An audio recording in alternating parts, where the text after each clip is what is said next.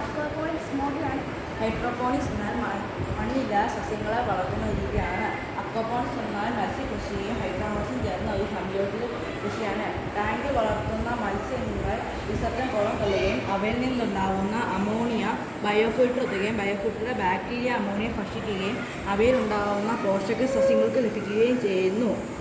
ഇതിലൂടെ ഫിൽട്ടർ എത്തുകയും ഫിൽട്ടർ മീനുകൾക്ക് വീണ്ടും ഉപയോഗപ്രദമാകുകയും ചെയ്യുന്നു. നീല, ചുമല, മഞ്ഞ സസ്യങ്ങളിലെ മീനുകളുടെ വളർച്ചയ്ക്കും ആരോഗ്യത്തിനും പ്രയോജനപ്പെടുത്തുകയും ചെയ്യുന്നു. ഇതാണ് ഹൈഡ്രോപോണിക്സ് ആൻഡ് അക്വാപോണിക്സ് മോഡൽ.